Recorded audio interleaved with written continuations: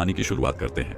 दोस्तों, वैसे तो भगवान ने हम में से हर किसी को वो सब कुछ दिया है जो हमें मिलना चाहिए था, लेकिन हम में से कुछ लोग उसकी कदर करते हैं और कुछ लोग उसकी कदर कभी नहीं कर पाते। और कुछ तो ऐसे भी होते हैं कि उनके पास जो कुछ भी है वो उसका बखान करते थकते नहीं, यानी कि अपने मुंह से ही अपनी बढ़ाई करते कभी नहीं थकते। तो अगर आप भी उन्हीं में से एक है या फिर आपके मित्रों में से कोई एक ऐसा व्यक्ति है, तो दोस्तों आज की ये कहानी आपके लिए बहुत ही ज्यादा मजेदार होने वाली है। हालांकि थोड़ी सी लंबी जरूर होगी, लेकिन यकीनन आपको आपके सभी सवालों के जवाब जरूर मिलेंगे। बहुत समय पहले की बात है, एक राजा जिसके पास इतनी धन दौलत थी कि अगर वो हर रोज दान किया करता या फिर उसे बांटा करता तो भी उसकी दौलत कभी खत्म नहीं होती। एक बार उस राजा ने अपने जन्मदिन पर एक बहुत ही बड़ा महोत्सव रखा और सभी लोगों को उसमें आमंत्रित किया। राज्य के सभी लोग वहां पर आए हुए थे। जो लोग जो कुछ भी मांग रहे थे वो उन्हें दिया जा रहा था। लोग राजा की जय जयकार रहे थे, राजा की प्रशंसा हो रही थी। राज्य के सभी लोग कह रहे थे कि ऐसा राजा ना तो आज तक हुआ है और ना ही कभी होगा। यह सब सुन राजा भी मन ही मन बहुत खुश हो रहा था, वह फूले नहीं समा रहा था। तभी राजा ने अपने राज्य में आए हुए सभी लोगों से कहना शुरू कर दिया कि मेरे पास इतनी जमीन है कि मैं भी नहीं जानता और उसे कोई भी नाप नहीं सकता। मेरे पास एक ऐसा अभूतपूर्व है जिसमें कोई भी शत्रु कभी नहीं घुस सकता। मेरे पास इतनी धन और दौलत है कि अगर मैं उसे रोज लुटाना भी चाहूं तो वह कभी खत्म नहीं होगी, और मेरे बल के आगे कोई भी शत्रु अपने घुटने टेक देता है। राजा अपने बखान में लगा हुआ था, वह अपनी बढ़ाई कर ही रहा था कि तभी उस भीड़ में से एक फकीर साधु बाहर आया। उस साधु ने राजा से कहा, है राजन, तुम्हारे पास कुछ भी नहीं है, फिर तुम भला इतनी अपनी बढ़ाई क्यों कर रहे हो? मुझे तो लग रहा था कि मैं ही गरीब हूं, लेकिन तुम तो मुझसे भी ज्यादा गरीब निकले। इतने लोगों के सामने जब फकीर ने राजा से यह सब कहा तो राजा को क्रोध आ गया। राजा ने तुरंत ही उस फकीर को कारागार में डाल दिया। अगले दिन उस फकीर साधु को राज्यसभा में बुलाया गया और उस फकीर से राजा ने कहा, अब कहो तुम क्या कहना चाहते हो? इस पर वह फकीर साधु कहते हैं कि मुझे लगता था कि तुम्हारे पास धन दौलत ही नहीं है, लेकिन अब मुझे यह भी यकीन हो गया है कि तुम्हारे पास रत्ती भर दिमाग भी नहीं है। इस पर वह राजा और भी ज्यादा क्रोधित हो गया और उसने उस फकीर से कहा कि तुम हमारा अपमान कर रहे हो। हम चाहें तो तुम्हें अभी के अभी तुम्हें हम मृत्यु दंड दे सकते हैं। इस पर वह फकीर मुस्कुराने लगे और राजन से कहा, है राजन, किसी को कुछ देने के लिए हमारे पास भी कुछ होना चाहिए, लेकिन तुम्हारे पास तो कुछ भी नहीं है, तो फिर तुम भला मुझे क्या दे सकते हो? फकीर की इस बात पर राजा को और भी ज्यादा क्रोध आ गया। राजा ने कहा, अगर मेरे पास कुछ नहीं है तो फिर बताओ तुम्हारे पास क्या है, तुम मुझे क्या दे सकते हो? इस पर वह फकीर मुस्कुराने लगा और कहा, है राजन, मेरे पास जो कुछ भी है वह तुम्हें दिखाई नहीं देगा, और जो तुम्हें दिखाई दे रहा है ऐसा मेरे पास कुछ नहीं है। इस पर वह राजन कहता है कि है फकीर, मैं समझ गया कि तुम्हारी दिक्कत क्या है।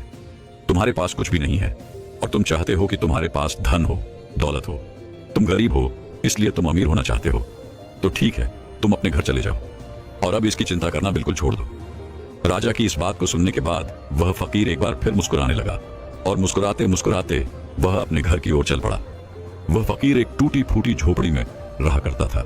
जब तक वह फकीर अपनी उस झोपड़ी में पहुंचा तब तक राजा ने उस झोपड़ी में हीरे जवाहरात से भरे हुए कुछ थैले उस झोपड़ी में रखवा दिए।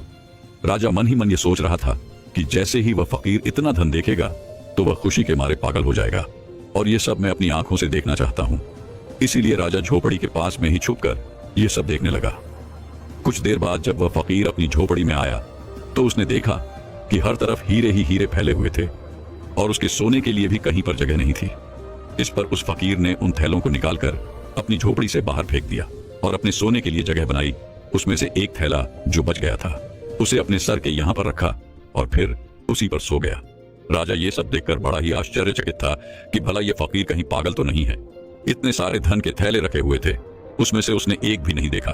सारे के सारे थैले उठाकर उसने फेंक दिए, मानो वह धन की थैलियां हो ही ना, किसी ने कचरे की थैलियां वहां पर रख दी हों। ये सब राजा सोच ही रहा था कि तभी राजा के मन में एक और विचार आया। उसने सोचा कि लगता है फकीर कारगार में रहकर थक चुका था, उसे नींद आ रही थी, जिस वजह से उसने यह सारी थैलियां उठाकर बाहर फेंक दी। लेकिन जैसे ही वह उठेगा तो इन थैलों के अंदर जब इतना सारा ध्यान दिखेगा तो वह जरूर खुशी के मारे पागल हो जाएगा, और जो कुछ भी थैले उसने बाहर फेंके हैं वह भी उठाकर वह अपनी झोपड़ी में ले जाएगा। अब राजा उस फकीर के उठने का इंतजार करने लगा। देखते ही देखते एक पैर बीत गया। वह फकीर नींद से उठा और उसने देखा कि आसपास जो भी थैलियां बची हुई थी उसे भी उठाकर उसने बाहर फेंक दिया, और साथ ही साथ वह यह भी कह रहा था कि यहाँ पर किसने इतना सारा कूड़ा कचरा डाल दिया है। उस फकीर ने अपने झोपड़ी की साफ सफाई की और फिर बाहर आगे की ओर चल पड़ा। यह सब देख राजा बड़ा ही आश्चर्यचकित था। वह सोच रहा था कि लगता है शायद इसे धन की आवश्यकता नहीं है, इसे कुछ और ही चाहिए जिसके पीछे इस दुनिया के अधिकांश लोग पागल हैं, और वो सबको चाहिए। राजा ने उस फकीर के आने से पहले उसकी भी व्यवस्था उस झोपड़ी में करवा दी और फिर फकीर के आने का इंतजार करने लग गया। कुछ समय बाद जब वह फकीर वापस आया, अपनी कुटिया में अंदर की ओर प्रवेश किया, तो उसने देखा कि कुछ लड़कियां फकीर का इंतजार कर रही थी, जो बिल्कुल जवान थी, जिनके अंदर यौवन कूट कूट कर भरा हुआ था। वे सभी अपनी अदाओं से उस फकीर को लुभाने की कोशिश करने लगी। तभी फकीर ने उन सब की तरफ ध्यान से देखा और कहा, बेटियों, तुम सब यहाँ पर आए हो तो खाना खाकर जाना, मैं सभी के लिए खाना बनाता हूँ। उन फकीर ने सभी के लिए भोजन बनाया और सभी को भोजन भी खिलाया। वहां पर उपस्थित जितनी भी लड़कियां थीं, अब उनके पास कहने के लिए कुछ नहीं रहा था। तभी उन फकीर ने कहा कि हमारा मन साफ होना चाहिए, तन से कुछ नहीं होता, और हमारा मन तब साफ होगा जब हमारा मन स्थिर होगा। मन की चंचलता हमें लूट लेती है, हम भटकते हैं और सिर्फ भटकते ही रह जाते हैं। लेकिन अगर मन शांत होगा, स्थिर होगा, तो हम उन ऊंचाइयों को पा सकते हैं जिसकी आपने कभी कल्पना भी नहीं की है। सभी लड़कियों ने एक एक करके उन फकीर का आशीर्वाद लिया और वहां से चल पड़ी, मानो वो सभी लड़कियां अपने पिता से मिलकर घर वापस जा रही हों। राजा ये सब देख रहा था और उसे ये सब देखकर बड़ा ही आश्चर्य हुआ। राजा एक बार फिर से सोच में पड़ गया कि आखिर इस फकीर को क्या चाहिए। इसने धन नहीं लिया, इसने उन स्त्रियों को भी खाना खिलाकर भेज दिया, तो फिर ऐसी कौन सी चीज है जो इस फकीर को खुश कर सकती है, जो इस फकीर को चाहिए। बहुत देर सोच विचार करने के बाद राजा के मन में एक और नया विचार आया और वह सोचने लगा कि एक ऐसी चीज है जिसके लिए लोग परेशान रहते हैं, जिसके लिए लोग षड्यंत्र भी रचते हैं और जिंदगी भर इसे पाने की कल्पना करते रहते हैं, लेकिन ये सबके भाग्य में नहीं होता। यह सब सोच विचार करने के बाद राजा फकीर की झोपड़ी में चला गया। फकीर ने जैसे ही राजा को देखा, उसने राजा से कहा, है राजन, आइए, आपका स्वागत है। इस पर राजा ने कहा कि मैं आज आपको एक उपहार भेंट करने आया हूं, और यह उपहार ऐसी चीज है जो सबके भाग्य में नहीं होती, ये कुछ ही लोगों को मिल पाता है। इसके लिए लोग लड़ते भी हैं, मरते भी हैं और षड्यंत्र भी करते हैं, और फिर भी यह उनके नसीब में नहीं होता। राजा ने अपना मुकुट निकाला और उस फकीर के सर पर रख दिया और कहा कि आज से आप इस राज्य के राजा हैं। इस पर वह फकीर मुस्कुराने लगा और कहा, है राजन, आप खुद इतने कंगाल हैं कि आपके पास ले दे करके बस यही तो एक चीज बची हुई है। अगर आप वो भी मुझे दे देंगे तो भला आपके पास क्या बचेगा। इस पर वह राजा और भी क्रोधित हो उठा, उसके अहंकार को ठेस लग गई। राजा ने क्रोधित होकर कहा, तुम एकदम मूर्ख हो, तुम्हारे पास खुद तो कुछ है नहीं, और मैं तुम्हें देने की कोशिश कर रहा हूं तो वो भी तुम नहीं ले रहे हो और मुझे कंगाल बता रहे हो। मैंने तुम्हें सुख देने की इतनी सारी कोशिशें की, लेकिन सारी की सारी नाकाम रही। अब मुझे समझ में आ गया है कि तुम इसी कंगाली में जीना चाहते हो, तुम्हें यही कंगाली पसंद है। राजा के मुख से यह शब्द सुनते ही वह फकीर जोर से हंस पड़ा और कहा, जिसे तुम परम सुख बता रहे हो वो परम सुख नहीं बल्कि परम दुख है।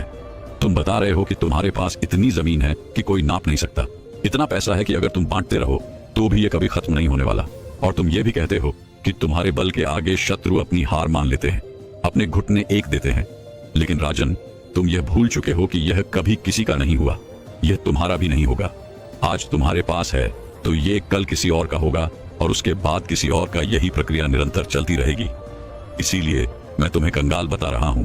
इस पर वह राजा फकीर से कहता है, फिर तुम क्या चाहते हो?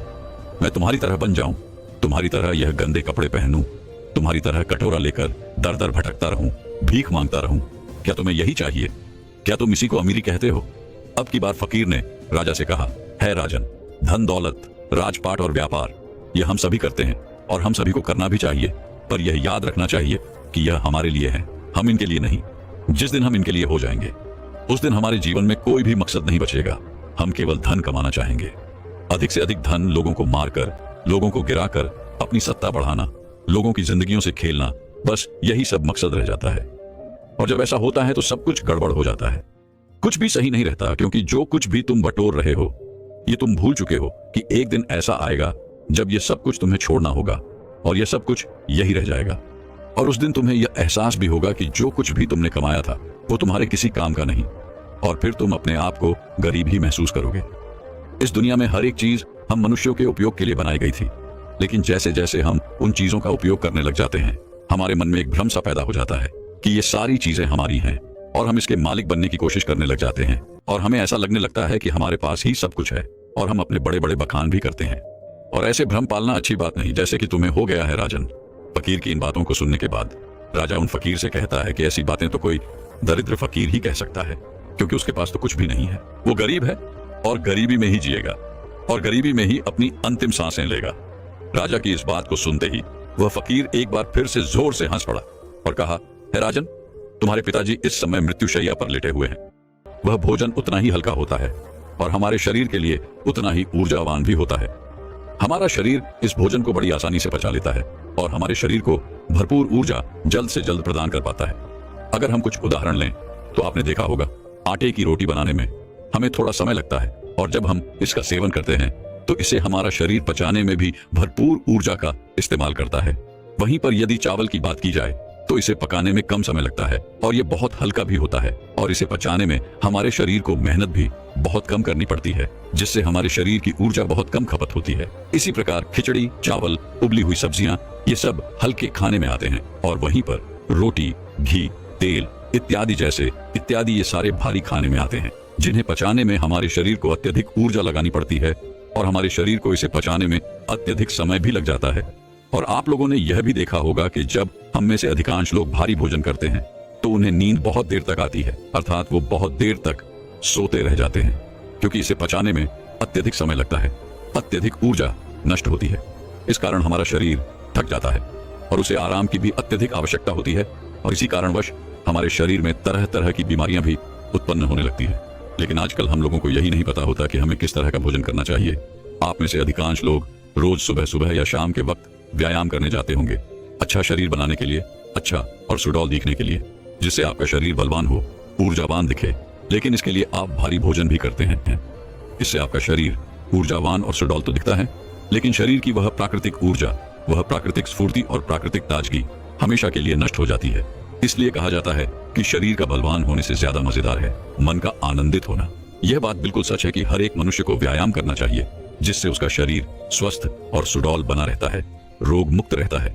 लेकिन हमें उतना ही व्यायाम करना चाहिए जिससे कि हमारा शरीर थके ना और हमारे शरीर को कम से कम आहार की जरूरत पड़े, जिससे हमारा शरीर प्राकृतिक तौर पर ऊर्जावान बना रहता है। आपने खुद इस चीज का अनुभव किया होगा जब आप में से अधिकांश लोग व्यायाम करते होंगे और जब आप किसी दिन जरूरत से ज्यादा या फिर यूं कहें कि कुछ कठिन व्यायाम कर लेते हैं तो आपका शरीर अत्यधिक थक जाता है और आपकी नींद की अवधि भी बढ़ जाती है। इसी कारणवश हमारे शरीर को ज्यादा आराम की जरूरत पड़ जाती है और हम इस पर ध्यान नहीं दे पाते। इसीलिए जब अगले दिन हम उठते हैं तो हमारा शरीर थका हुआ महसूस होता है, हमारे शरीर के अंदर हमें ऊर्जा कम महसूस होती है। लेकिन जो व्यक्ति समझदार हैं वो लोग यह जानते हैं कि हम चाहे शरीर के लिए कितना भी व्यायाम क्यों न कर ले, इसे चाहे कितना भी बलवान क्यों न बना ले, लेकिन एक ना एक दिन तो इसे मिट्टी में मिलना ही है। और यही बात यदि हम अपने मन को समझाने में सफल हो जाते हैं तो इससे बड़ी जीत हमारे लिए और कुछ नहीं हो सकती, क्योंकि मन को समझाने से बड़ा काम इस दुनिया में कुछ हो ही नहीं सकता। जो व्यक्ति अपने मन पर काबू पा लेते हैं उसे समझाने में कामयाब हो जाते हैं। समझ लीजिए कि उन्होंने अपने जीवन पर विजय प्राप्त कर ली, उन्होंने अपने आप पर विजय प्राप्त कर ली, क्योंकि हमारा मन ही हमें भटकाता है, हमारा मन ही हमें लुभाता रहता है, हमारा मन ही दूसरों को प्रभावित करने में लगा रहता है। जैसे कि हम में से अधिकांश लोग व्यायाम इसलिए करते हैं ताकि उनका शरीर सुडौल और बलवान दिखे और वह लोगों को प्रभावित कर सके। जैसा कि आजकल हम सभी तरह तरह के विज्ञापनों में देखते रहते हैं, उसे देखकर हमारा मन भी उसी तरह काम करने लग जाता है, क्योंकि हमने हमेशा से तरह तरह के कलाकारों को देखा है जो अपने शरीर को सुडौल और आकर्षक बना लेते हैं। हमारा मन भी उसी पर काम करता है, हमारे मन को भी वही चाहिए, हमारे मन को भी लोगों को प्रभावित करना है, जिस कारण हम भी उसी राह पर चल पड़ते हैं। लेकिन हम कभी ये नहीं सोचते कि अगर हमारा समाज साधु संतों, ऋषि मुनियों की तरह मन को आकर्षण बनाने में ध्यान देते तो शायद हम व्यायाम से कहीं ज्यादा ध्यान को देते, उसे महत्वपूर्ण समझते। खैर, हम अपने विषय की तरफ आगे बढ़ते हैं। रात्रि को करीबन 7 बजे के आसपास आपको भोजन कर लेना है और यह भोजन हल्का होना चाहिए। उसके बाद आपको अपने शरीर को शांत और स्थिर बनाने की कोशिश करनी है, क्योंकि इस दौरान आपके पास कोई और काम नहीं होना चाहिए। 7 बजे के पहले पहले आपको आपके सारे काम निपटा लेने हैं, फिर चाहे वह दफ्तर क्यों या व्यापार के या फिर मन में कोई उथल पुथल, इन चीजों को पूरी तरह से बंद कर देना है। और 7 से 9 बजे के बीच का यह जो वक्त है, इसका हमें भरपूर उपयोग करना है अपने मन को शांत करने के लिए, स्थिर करने के लिए, विचार मुक्त बनाने के लिए। और इसके लिए चाहे तो आप रात्रि के बाद स्नान भी कर सकते हैं, और स्नान करने के लिए आप चाहे तो हल्के गुनगुने पानी का भी इस्तेमाल कर सकते हैं। और स्नान करते वक्त आपके मन में तरह तरह के विचार उत्पन्न होंगे और इस समय पर आपको केवल इन्हीं विचारों पर ध्यान देना है, जैसे कि आज जो भी थकान हुई है, मेरा शरीर जितना भी थका हुआ है, जो भी मैंने आज काम किया है, जो भी मैंने किसी से ईर्ष्या की है, नफरत की है, घृणा की है। वह सारी चिंताएं, वह सारी परेशानियां इस पानी के साथ धुल रही है और मेरा मन एकदम खाली, शांत और निर्मल हो रहा है। यदि आप ऐसा भाव स्नान करते वक्त मन में रखते हैं तो आपका मन शांत होने लगेगा और आप अपने आप को स्थिर करने में भी धीरे धीरे कामयाब हो ही जाएंगे। जब आप रोज रोज एक ही अभ्यास लगातार करते रहेंगे तो इसका परिणाम भी आपको उतना ही जल्दी मिलेगा। और स्नान करने के बाद कोशिश कीजिए कि आपका ध्यान किसी और पर ना जाए।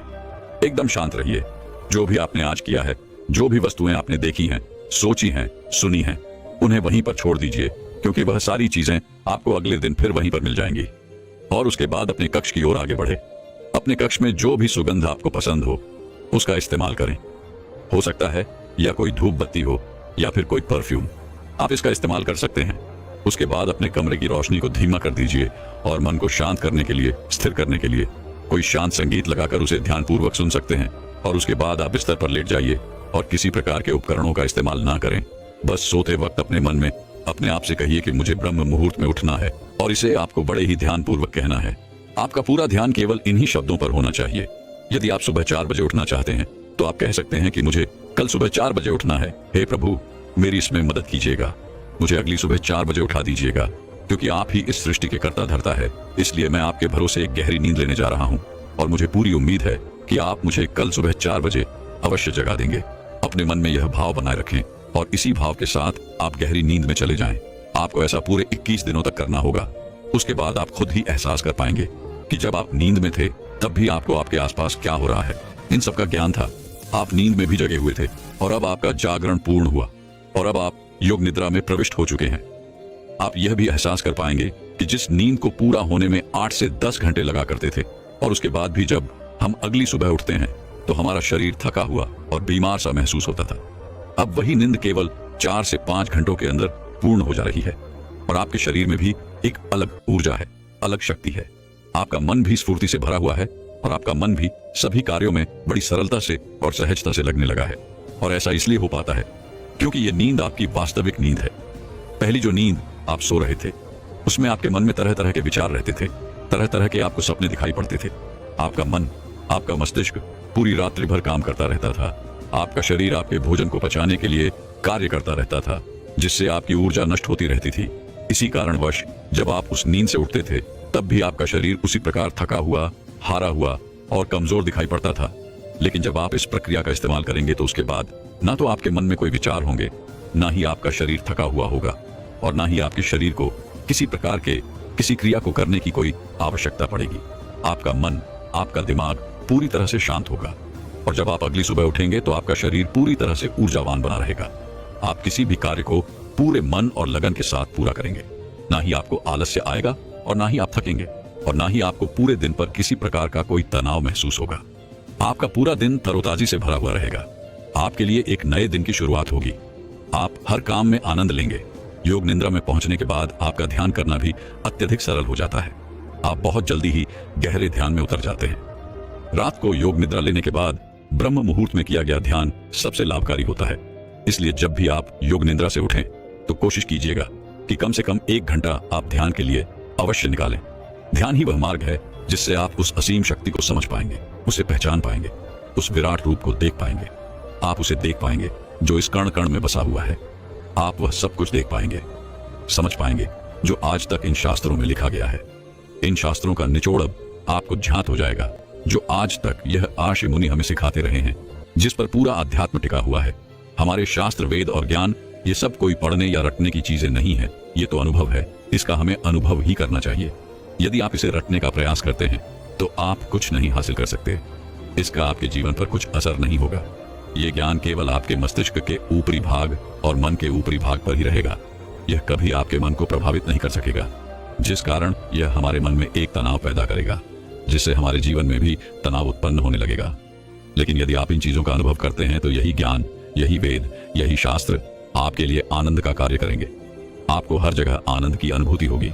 आप केवल हर जगह वास्तविकता को देख पाएंगे, सत्य को समझ पाएंगे, सत्य को जान पाएंगे, और आपका जीवन भी सरल और सूक्ष्म होने लगेगा। दोस्तों, मैं उम्मीद करता हूँ कि यह कहानी सुनने से आपके जीवन में अच्छे बदलाव आए होंगे। आपको इस वीडियो से क्या सीखने मिला ये कमेंट करके जरूर बताएं, और अपने परिवार, दोस्तों या आपके करीबी इंसान के साथ ये कहानी शेयर करके उन्हें भी इस ज्ञान से परिचित करवाएं। बाकी अगर आपको यह वीडियो दिल से अच्छी लगी हो तभी इस वीडियो को लाइक कर देना, और आपने अब तक इस चैनल को सब्सक्राइब न किया हो तो चैनल को सब्सक्राइब भी जरूर कर देना।